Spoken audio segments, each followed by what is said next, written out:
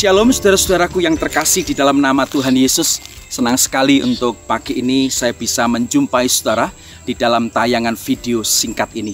Sebelum kita membaca dan merenungkan firman Tuhan, mari kita terlebih dahulu kita berdoa. Mari kita berdoa. Bapa di surga, tolonglah kami. Sebentar kami akan membaca dan merenungkan firman-Mu.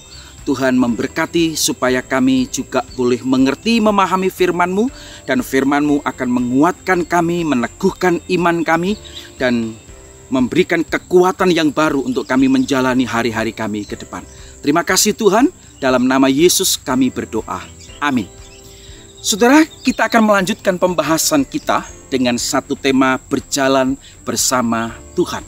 Tapi hari ini saudara, kita akan membahas satu topik yang cukup menarik saudara, yaitu dikepung oleh bahaya. Nah, mari saudara kita membuka Alkitab kita di dalam kitab Keluaran pasal 14 saudara. Kitab Keluaran pasal 14 ayat 1 sampai dengan 31, cukup panjang ayat ini, tetapi saya akan membaca satu ayat saja di dalam ayat yang ke-13 ya. Ayat 13 dan 14 ya. Keluaran 14 ayat 13 dan 14. Demikian bunyi firman Tuhan. Tetapi berkatalah Musa kepada bangsa itu, janganlah takut, berdirilah tetap dan lihatlah keselamatan dari Tuhan yang akan diberikannya hari ini kepadamu. Sebab orang Mesir yang kamu lihat hari ini tidak akan kamu lihat lagi untuk selama-lamanya. Tuhan akan berperang untuk kamu dan kamu akan diam saja. Saudaraku yang dikasih oleh Tuhan Yesus Kristus dimanapun saudara berada. Setelah Firaun membiarkan bangsa Israel itu keluar dari tanah Mesir, timbul saudara satu penyesalan dalam hati raja.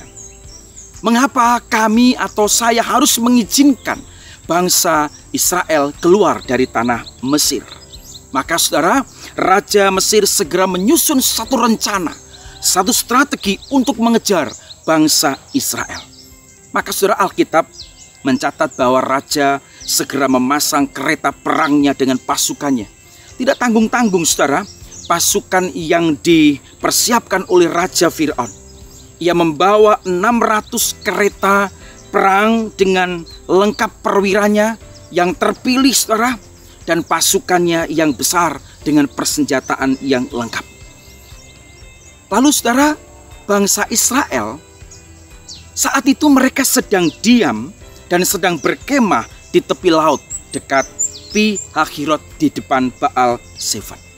Saudara, ketika Firaun semakin dekat dan bangsa Israel melihat bahwa ada pasukan Mesir di belakang mereka dengan kereta perangnya, dengan segala pasukannya mengejar mereka, bangsa Israel menjadi sangat ketakutan.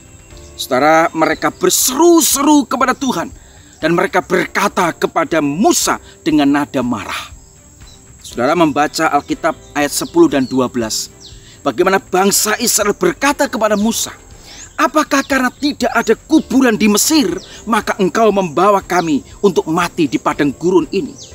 Apakah yang kau perbuat ini kepada kami dengan membawa kami keluar dari Mesir? Sudah kami katakan dan seterusnya saudara.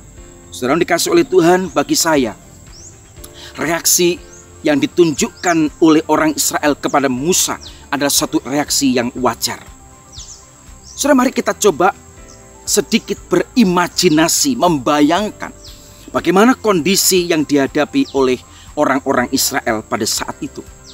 Di belakang mereka ada pasukan Mesir di bawah pimpinan Firaun yang mengejar mereka, sedangkan di depan mereka saudara terbentang Laut Teberau atau Laut Gelaga yang tidak mungkin mereka seberangi dengan berjalan kaki. Di samping kanan dan kiri ada padang gurun yang luas. Mau lari kemana? Pasti akan tertangkap. Saudaraku dikasih oleh Tuhan, mereka betul-betul dikepung oleh bahaya. Keselamatan jiwa mereka terancam, nyawa mereka terancam saudara. Itulah situasi yang dihadapi oleh orang Israel.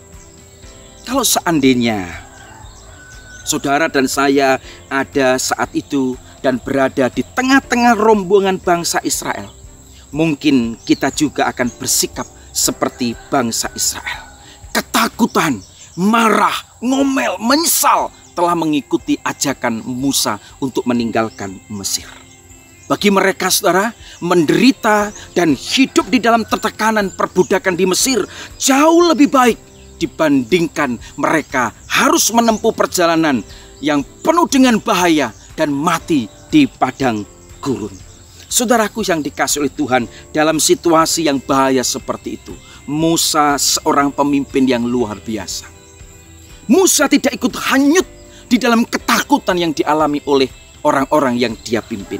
Dia berkata, jangan takut, berdirilah tetap dan lihatlah keselamatan dari Tuhan yang diberikannya hari ini kepadamu. Sebab orang Mesir yang kamu lihat hari ini tidak akan kamu lihat lagi untuk selama-lamanya. Tuhan akan berperang untuk kamu dan kamu akan diam saja. Saudara, Musa berusaha dengan sekuat tenaga untuk apa? Untuk membangkitkan kembali semangat dan iman pengharapan bangsa Israel. Musa ingin supaya mereka tidak terfokus kepada kesulitan, kepada tantangan, ancaman di belakang mereka, di depan mereka, di kanan dan kiri mereka. Musa ingin mengalihkan pusat perhatian mereka kepada apa? Kepada iman di dalam Yesus, di dalam Allah kita. Saudaraku dikasihi oleh Tuhan, Alkitab mencatat Musa berseru-seru kepada Tuhan. Dan Tuhan menyuruh Musa mengulurkan tongkatnya ke arah laut Teberau. Maka laut itu terbelah menjadi dua. Sehingga bangsa Israel bisa berjalan di tengah laut itu seperti berjalan di tengah atau di tanah yang kering. Bukan itu saja, saudara. Alkitab mencatat malaikat Allah yang tadinya berjalan di depan bangsa Israel berpindah berjalan di belakang bangsa Israel. Bahkan tiang awan yang tadinya di depan bangsa Israel sekarang berpindah tiang awan itu di belakang Israel. Sehingga tiang awan itu Alkitab katakan berdiri di antara orang Mesir dan orang Israel. Bahkan oleh karena tiang awan itu terjadi kegelapan yang luar biasa sehingga pasukan Mesir tidak mampu mengejar orang Israel dan pasukan Mesir tidak mengenali satu dengan yang lain. Sedangkan bangsa Israel terus berjalan sampai mencapai tepi dari laut Teberau itu.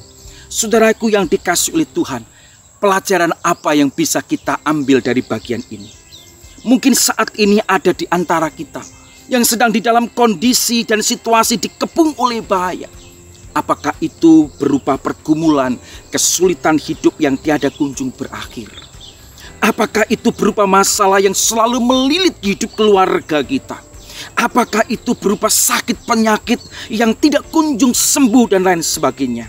Mungkin saat ini saudara dikepung oleh situasi yang membuat saudara stres, saudara khawatir, saudara cemas, saudara takut dan mengalami keputusasaan.